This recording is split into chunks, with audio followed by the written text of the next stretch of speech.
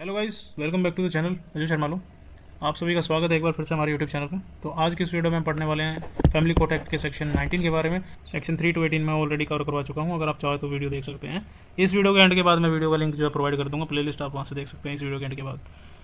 अगर आप चाहें तो Hindu adoption and maintenance act भी जो है उसकी भी प्लेलिस्ट देख सकते हैं, और फैमिली कोर्ट की जो प्लेलिस्ट है वो भी आपको एंड में दिखाई दी जाएगी। और वीडियो को एंड तक जरूर देखिएगा ताकि सेक्शन 19 आपको क्लियरली समझ में आ जाए। इस वीडियो में हम बेयर एक्ट की लैंग्वेज को बिल्कुल इजी वे में समझेंगे कि बेयर एक्ट बेसिकली कहना क्या चाहता है। तो चलिए शुरू करते हैं बिना किसी देरी के। Basically section 19 of a family court act which deals with the appeal save as provided in the subsection 2 and notwithstanding anything content in the code of civil procedure 1908। Subsection 2 में जो exception दिए गए हैं उनके अलावा CPC, CrPC या किसी और लॉ में कुछ भी लिखा हो उसके बावजूद an appeal shall lie from every judgement और order not being an interlocutory order. Interlocutory का बेसिकली मतलब होता है टेम्पररी या इंटरिम ऑर्डर। हर फाइनल जजमेंट और ऑर्डर के खिलाफ जो अपील की जा सकती है जो इंटरलोगेटरी ऑर्डर नहीं है, मतलब टेम्पररी या फिर इंटरिम ऑर्डर नहीं है, यही मतलब होता है इंटरलोगेटरी का।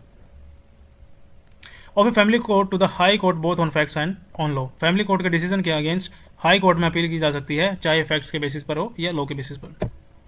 नो अपील शैल लाई, यानी अपील अलाउ नहीं है फ्रॉम ए डिक्री और order pass by the family court with the consent of the parties. अगर दोनों पार्टीज यानी हस्बैंड और वाइफ की कंसेंट यानी रजामंदी से फैमिली कोर्ट ने ऑर्डर दिया है तो उस पर अपील नहीं हो सकती। और from an order pass under chapter 9 of CrPC 1973 के चैप्टर 9 यानी मेंटेनेंस रिलेटेड केसेस के ऑर्डर पर भी अपील नहीं होती। Provided that the nothing in subsection shall apply to any appeal pending before a high court or any order passed under chapter 9 before the commencement of the Family Court Act 1991 amendment। लेकिन अगर कोई appeal पहले से ही pending थी या कोई order जो है 1991 के अमेंडमेंट के पहले पास हुआ था तो ये रेस्ट्रिक्शन उन पर अप्लाई नहीं होगा।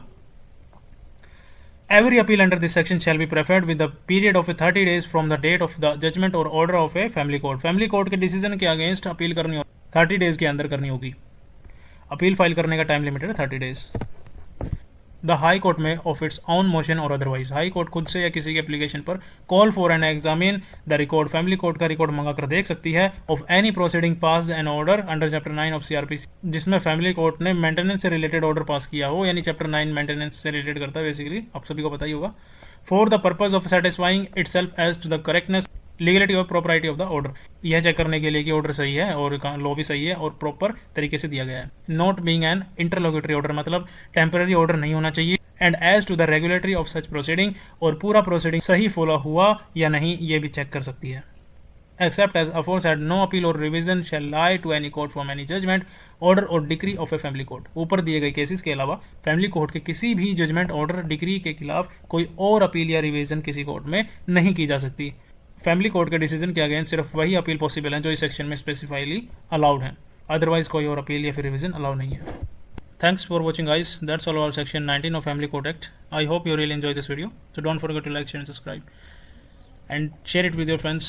Okay, bye bye guys, see you in the next video। अभी हमारे आई थिंक 3 से 4 सेक्शन और बचे हुए हैं, वो भी मैं आने वाली वीडियोस में जो कवर करवा दूंगा, तो इसके लिए आप मेरे चैनल को सब्सक्राइब और जुड़े रहिएगा हमारे चैनल के साथ, अजय शर्मा लोग के साथ, ठीक है। ओके जी, चलिए बाय बाय।